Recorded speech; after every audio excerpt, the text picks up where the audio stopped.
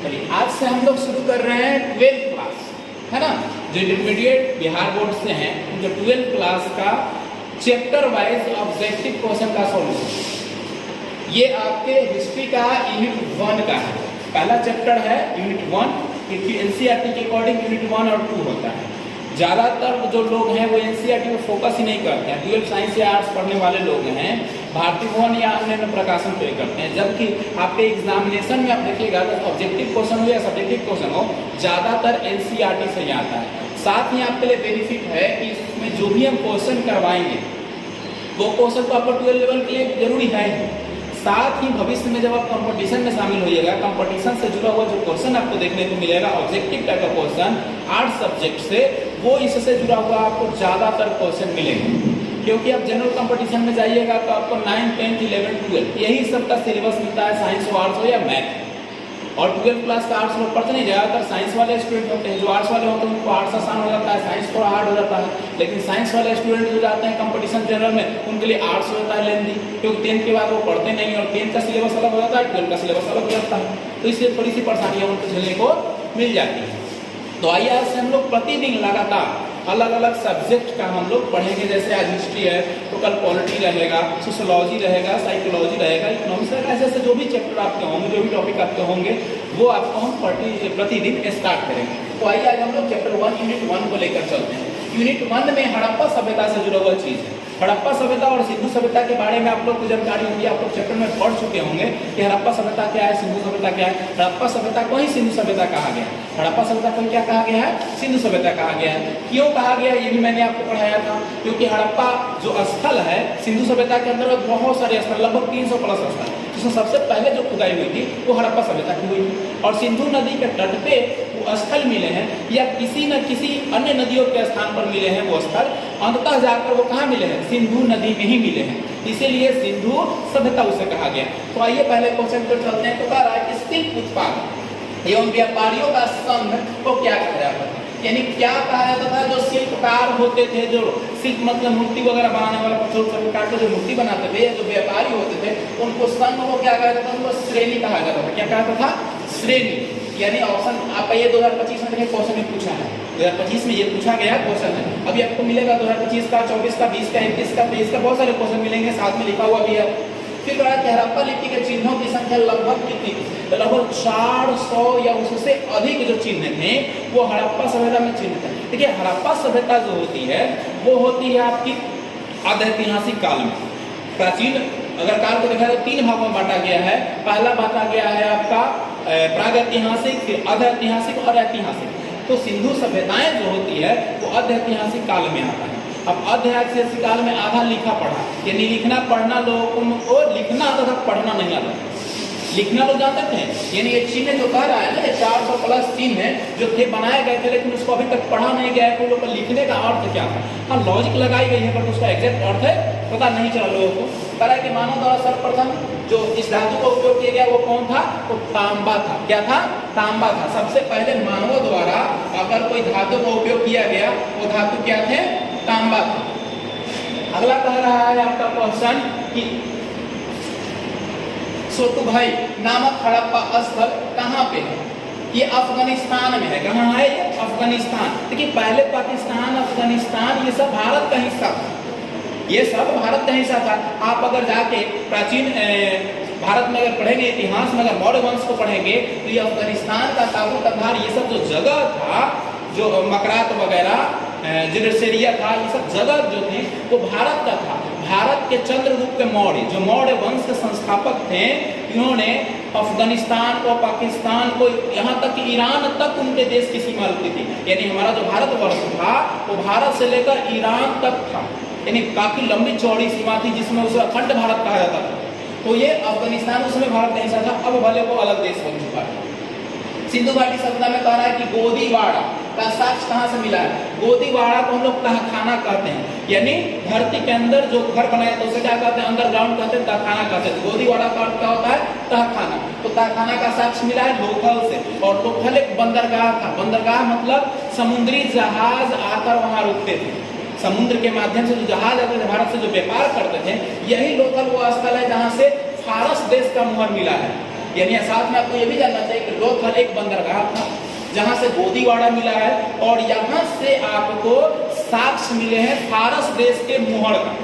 अब मोहर क्यों लगाया था? इस प्रमाण के लिए कि ये कहाँ की वस्तु है और कहाँ जाने वाली है। तो यहाँ पे आपको साथ ही लोथल में जो घर के दरवाजे खुलते थे वो मेन रोड पे खुला करते थे। बाकी जितने भी स्थल सिंधु घाटी सभ्यता में हैं उनके दरवाजे या तो गलियारे में खुलते थे या तो घर से पीछे। उनकी खिड़कियां रोड की तरफ खुलती थी, दरवाजे नहीं खुलते थे। एकमात्र स्थल है लोथल जिसके दरवाजे कहाँ खुलते थे? सड़कों पे खुला करते थे, बाकी सबके पीछे या गलियारों में। मेसोपोटामिया के लेख में कह रहा है कि मेहुला किसे कहा गया? मेसोपोटामिया विश्व की सबसे पुरानी सभ्यता है। इसे सुमेरियन की भी सभ्यता कहते हैं। मेसोपोटामिया को क्या कहते हैं? और सुमेरियन की सभ्यता कहते हैं। इस सभ्यता को सिकंदर ने नष्ट कर दिया। किसने नष्ट किया था? सिकंदर। नाम सुने आप लोग ना? सिकंदर आया बेचारा भारत में और चल गया बन के बंदर।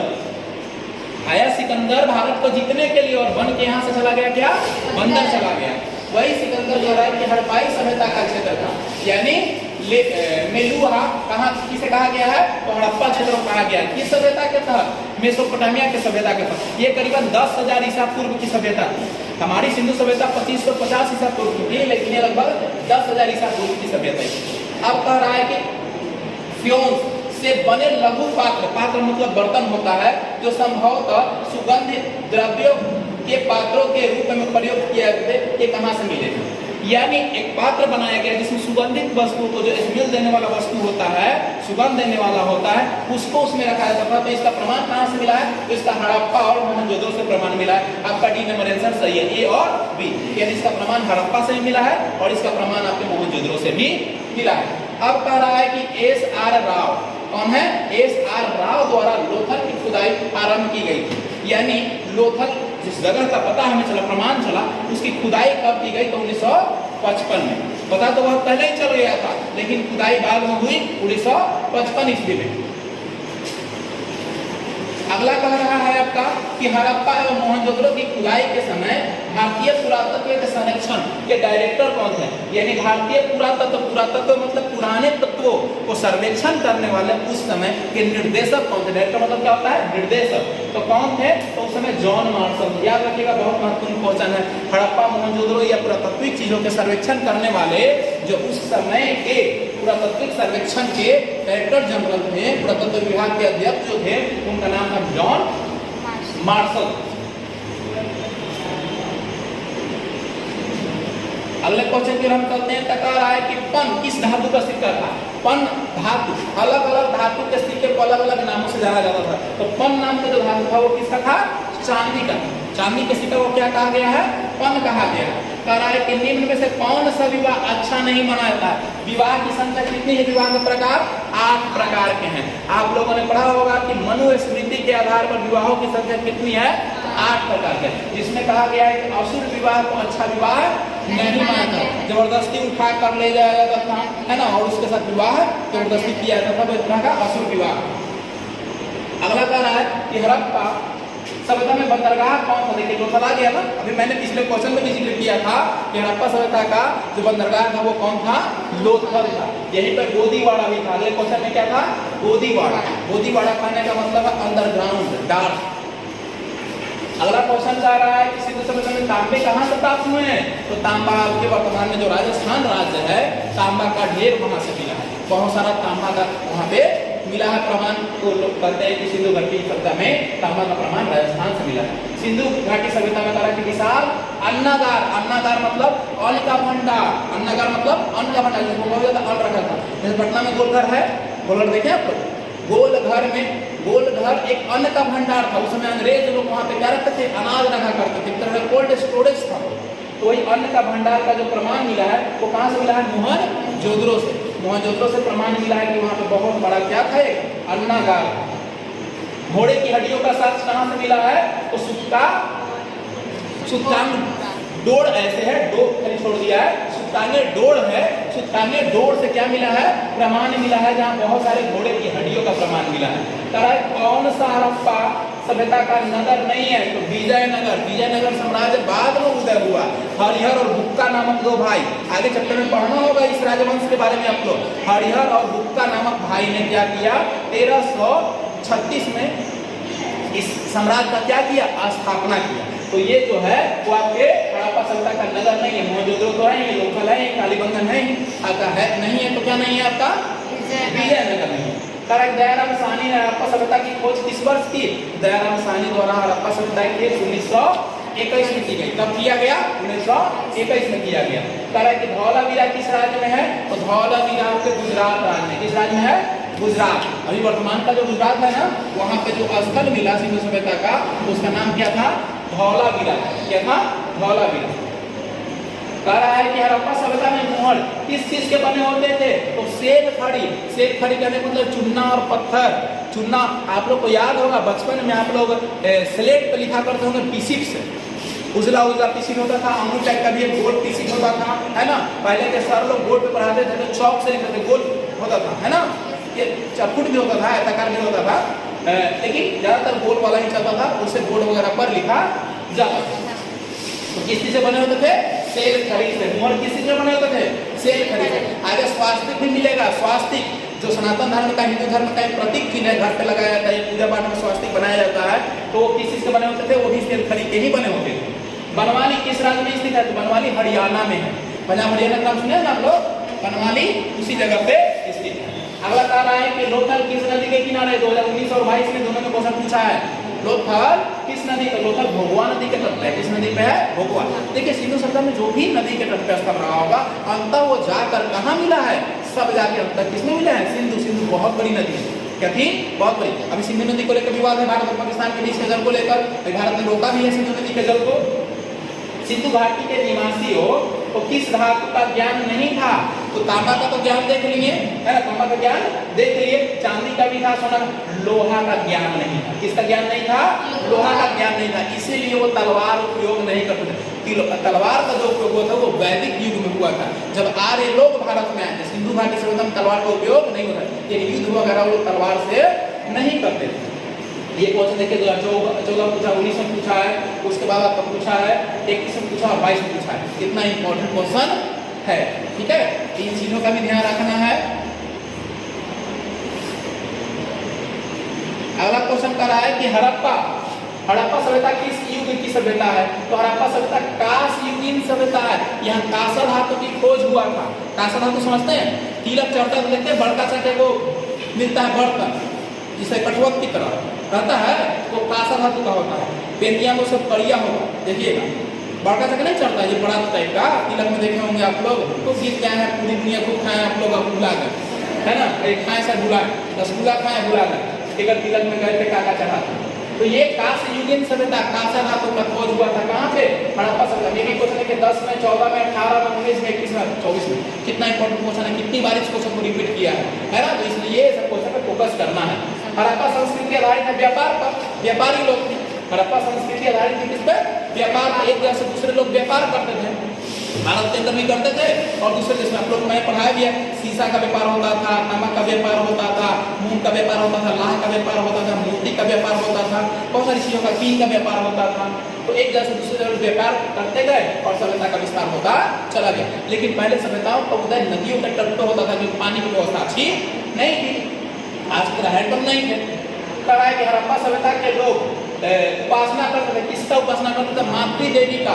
यानी धरती से एक निकली थी मूर्ति, और मूर्ति के पेट पर एक ऐसे की हुई थी मूर्ति, और मूर्ति के पेट में से निकल रहा था एक पेड़, यानी हाथ ऐसे की हुई थी ना, तो इसलिए वो पेड़ निकल रहा था। तो कहा लोग कि धरती माता है, मातृ देवी है, जो अपने पेट से धरती को जन्म दे रही है, पेड़ पौधों को जन्म दे रही है, तो इन्हें मातृ देवी कहा गया। तो पूजनीय कौन थी, उपासना किसकी करते थे लोग, मातृ देवी की। हड़प्पा सभ्यता का स्वरूप क्या था, तो शहरी सभ्यता। विश्व की सबसे पहली अगर शहरी सभ्यता की बात करेगा तो सिंधु सभ्यता या हड़प्पा सभ्यता।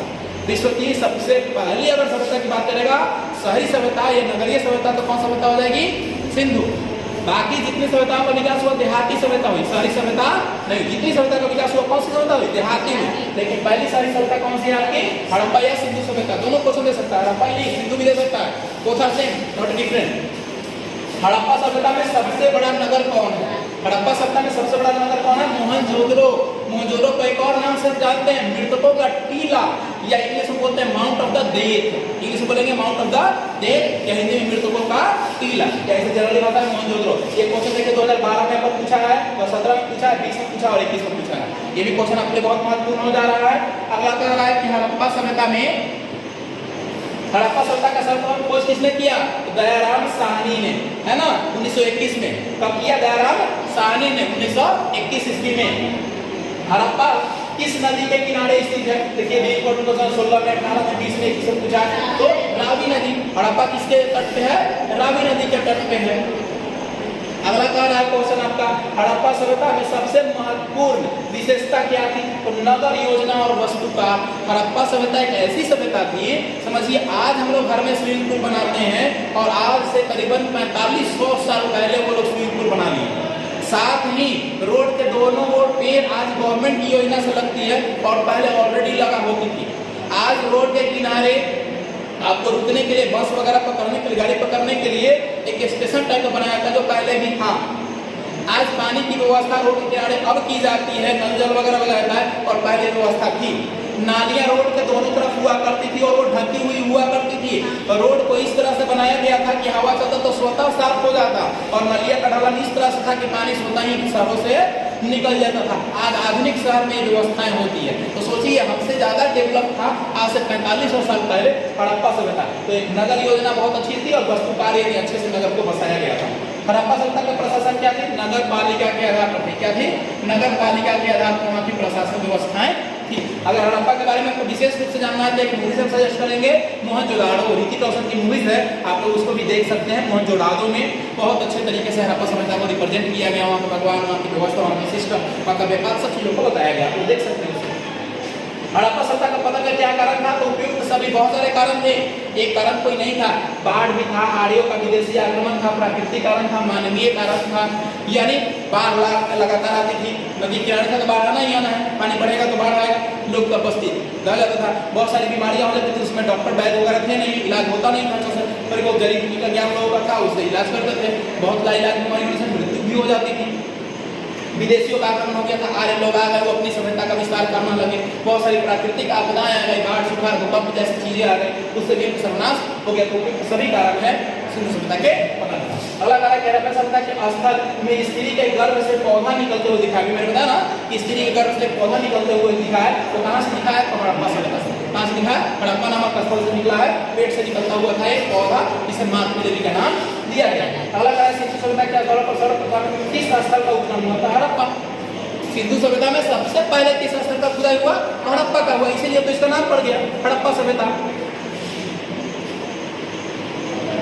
अगला क्वेश्चन कह रहा है कि सिंधु सभ्यता में गोदी, गोदी कहाँ मिला? गोदी मतलब गोदीवाड़ा।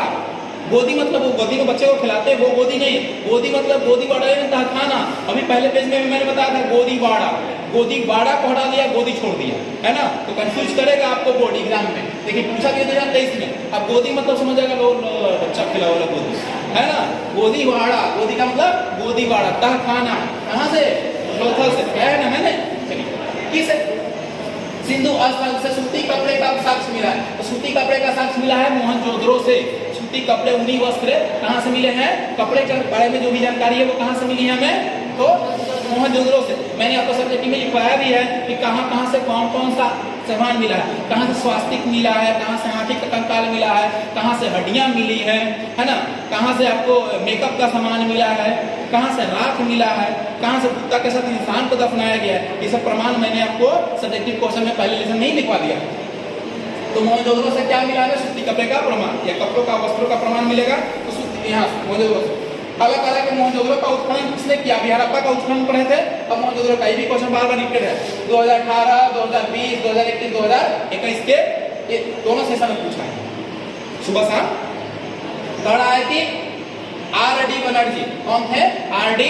बनर्जी जो थे इसके उत्खनन करता थे। दयाराम साहनी उसके थे, और इसके ऊपर कौन हो गए? आर.डी. बनर्जी साहब। अगला देखिए, मोहनजोदड़ो किस नदी के किनारे बसा हुआ है? सिंधु नदी किनारे। हड़प्पा रावी नदी और मोहनजोदड़ो सिंधु नदी के तट पे। मोहनजोदड़ो में किस भाषा का प्रयोग होता था? तो सिंधी भाषा, इसीलिए इसको सिंधु कहा गया। सिंधु नदी थी और सिंधी भाषा थी। सिंधु नदी थी और क्या थी? सिंधी भाषा थी, इसीलिए इस सभ्यता का नाम पड़ गया क्या सभ्यता? सिंधु सभ्यता पड़ गया। अगला कह रहा है कि लोथल कहाँ है? गुजरात में है। लोथल क्या है? बंदरगाह है, गोदीवाड़ा वहीं पे। देख रहे हैं कैसे क्वेश्चन को कनेक्टिंग कर रहा है ना, एक जगह से कैसे क्वेश्चन पूछ रहा है। गुजरात। प्राचीन इतिहास का निर्माण उपयुक्त सभी के आधार पर, साहित्यों के आधार पर, विदेशी विवरणों के आधार पर, विदेशी लोग आए जो लिख के चल गए उसके आधार पर, साहित्य जो बना उसके आधार पर, और पुरातात्विक अन्वेषणों के आधार पर, पुरातात्विक वस्तुएं जो मिली उसके आधार पर भी यानी पे सभी आधार पर हुआ। कालीबंगन भारत के किस राज्य में स्थित है? राजस्थान में है। कालीबंगन कहाँ है? राजस्थान में है। वही कह रहा है गंदे पानी की निकासी की समुचित व्यवस्था का सर्वप्रथम किस सभ्यता में देखने को मिला? सिंधु घाटी सभ्यता। अभी मैंने बताया कि नली पक्की होती थी, ढकी हुई होती थी, पानी आराम से निकल जाता। तो कहाँ पर ये है? सिंधु घाटी सभ्यता में है। कालीबंगन किस नदी किनारे है? सरस्वती या घग्घर नदी का है। सरस्वती नदी विलुप्त हो गई है, सरस्वती या घग्घर के नाम से उसको हम लोग जानते हैं। अगला कह रहा है कि सिंधु घाटी सभ्यता का बंदरगाह नगर का नाम आता है। तो अभी देखिए रिपीट क्वेश्चन है ना, कि आपका लोथल के अंदर है। अगला कह रहा है आपका कि सिंधु सभ्यता में नर्तकी की मूर्ति, एक डांसर की मूर्ति मिली थी, डांस कर रही थी। इसको कह सकता है कि नर्तकी का मूर्ति किस सभ्यता से मिला? तो सिंधु सभ्यता से। अगर सिंधु सभ्यता के स्थल की बात करेगा तो मोहनजोदड़ो से मिला। मोहनजोदड़ो नामक स्थल से क्या मिला? नर्तकी की मूर्ति मिला। सिंधु सभ्यता में सिंधु सभ्यता किस देश के साथ व्यापारिक संबंध नहीं था? तो ये चार ऑप्शन में देखना है। ऐसे बहुत सारे देशों से संबंध था, बहुत सारे से नहीं था, लेकिन ऑप्शनल क्वेश्चन हो गया। तो मेसोपोटामिया से भी था, अफगानिस्तान से भी था, ईरान से भी था। कहाँ से नहीं था? तो चीन से नहीं था। चीन से हमारे सिंधु घाटी सभ्यता से कोई व्यापारिक संबंध नहीं था। निम्नलिखित देवताओं में से कौन सा सैंधव सभ्यता के देवता थे? तो शंकर भगवान को शिवलिंग को पूजा किया गया है। आपको एक और क्वेश्चन पूछ सकता है, सबसे पहले शंकर भगवान का प्रमाण कहाँ से मिला? तो सिंधु घाटी सभ्यता से मिला।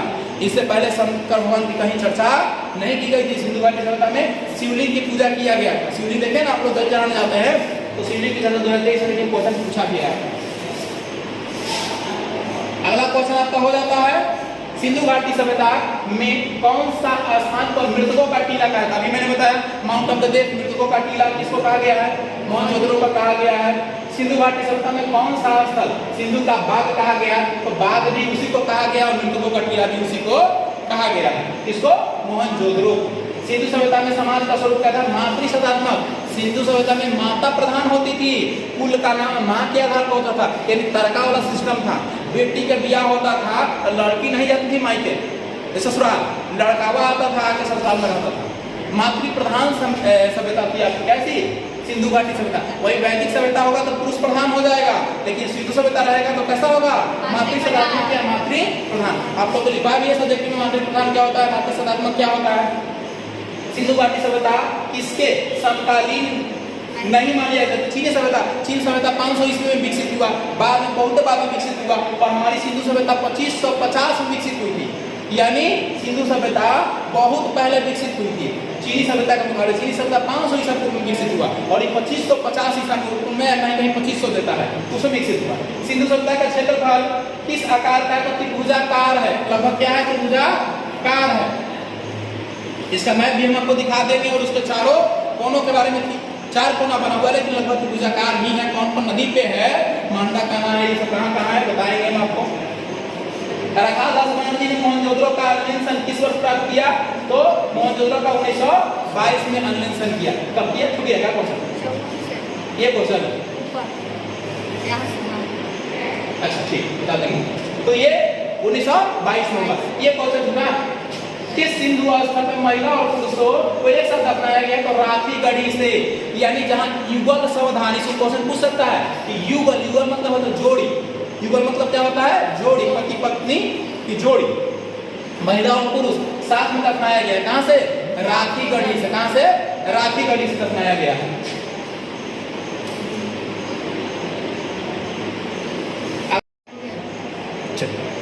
तो हम लोग क्या लिख रहे थे?